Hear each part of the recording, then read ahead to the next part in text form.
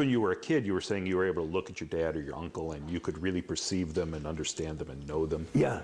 When you looked around at the people in the org and you trusted them, do you think there was a misperception there, or were you? Well, I tell you, I got to be honest, is that the more I got in, the stupider I got. That's as I get out, that's my perception. The less, I mean, Christ, you don't even ask questions. I mean, that's what I was trying to remember the other day, that I was trying to say that I had forgotten. Like this thing, I got into, they made me as commissioner of CCHR. I'm talking to Tory.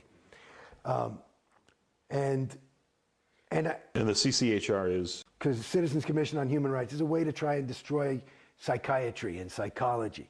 And I was like, fine, I don't give a shit. And so, you know, they put my name on their stationery, and fine, it got me out of an ethics cycle or something. So I said, okay. And, but I would go, and I always had questions, you know, because I would, you know, even L. Ron Hubbard, you know, he would always call the psychs, and he would rail about them and how terrible they are, and they're the sole course of destruction. But he would never, I kept saying, you know, his own technology says that's a generalization, the psychs. Who? Psychs on the whole track. That means all psychiatrists for billions of years in the history of theta. You know, it's like, it's so general, and that would be that's a characteristic of a suppressive person, is one who speaks in generalities. And another one is somebody, a person who has overts, which are sins or crimes committed, is somebody who's, you know, antagonistic or angry. And he seemed very antagonistic and angry about psychs.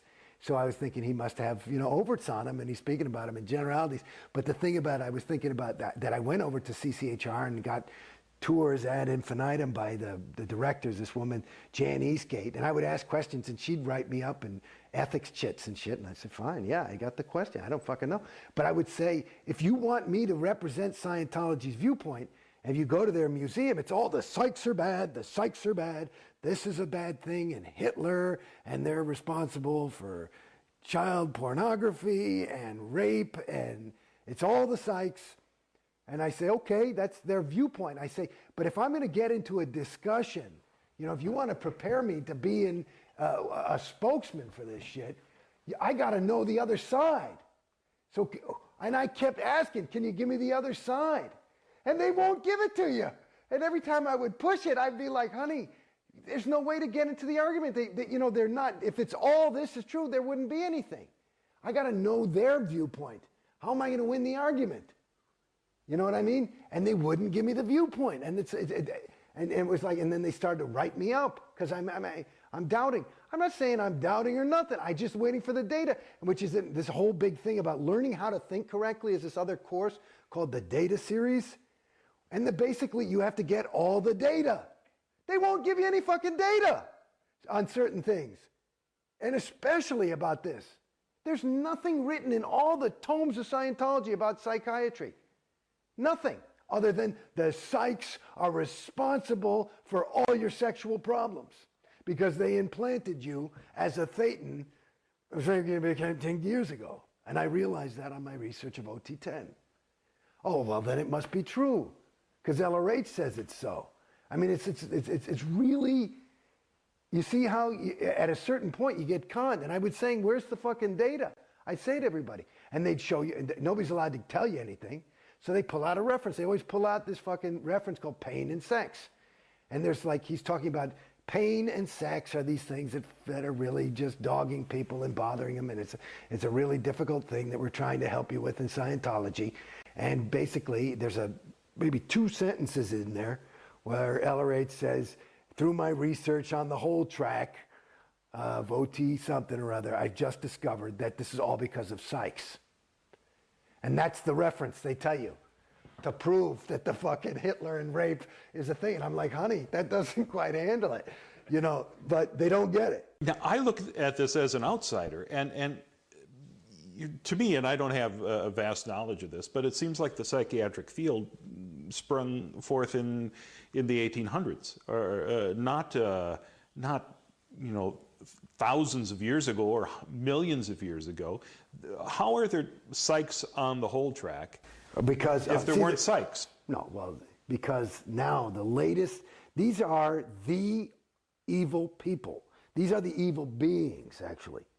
These are the evil beings. And they've been around. They, you know, like you hear about Xenu and all that shit. Xenu was a psych. You got it? So he just wasn't a doing practicing psychiatrist. No, he was practicing Xenuism. You got it? Gotcha. Now they're called psychs. So you better beware. I remember one time I visited. Right? Fuck me.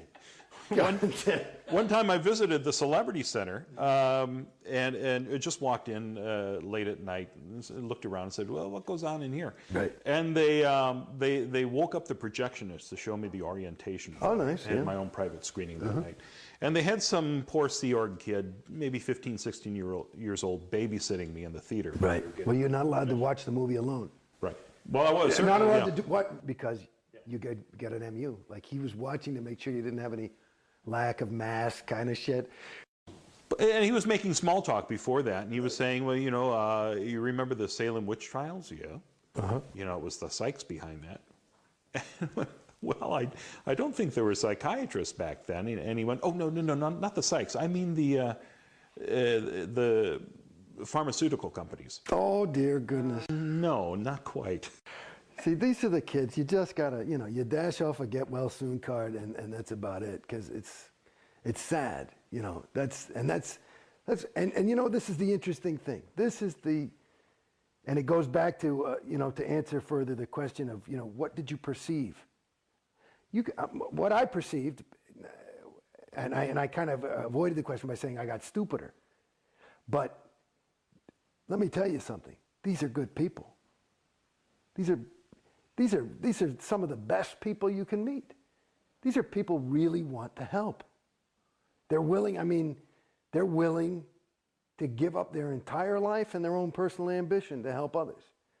You know, that's a pretty rare, and generally you would say, you know, it's a pretty decent person. That's the thing. And you know, and I would say I'm not a bad person. You know, if I saw me walking around there, I'd say, okay, he's okay. You know. But when you say you got stupider, how do you think that happened? Well, in my opinion, again, and I'm only out of Scientology about a year or so. Less than a year, officially. But in my opinion, what I've gathered as I wake up, you know, it's a funny thing in Scientology. You feel as though you're waking up to the truth, the reality, or what really is. But what you're doing is waking up to the reality of Scientology, which is that, not the actual, the reality, which is the agreed upon universe of what is. And basically, in my opinion, the best thing you can be is yourself. And that's who you are. And that, you know, there's degrees to which you can actually become yourself. And that's probably what the whole spiritual interest is. For me, I don't really know. But what Scientology, the trick of it is, it makes you feel as though you're sold that you're actually becoming yourself. But what you're actually becoming is, my name's Jason Beghe. I was becoming Jason Beghe, the Scientologist, rather than just, not even Jason Beghe, but me. And the trick is, and you say, how do you fall for this shit? Go back to my first fucking win. Because it's me. It's me. And so there is you. But then it's you are through, I can't explain it, pressure of the group, or this is the thing I'm trying to get. Because I've never been like a guy, well, I got to get a pair of those shoes because everybody's wearing them.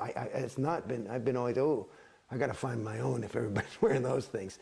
But it's like, and maybe that's how I got out to some degree, is that I always try, you know, I mean, I'm not saying I had never, you know,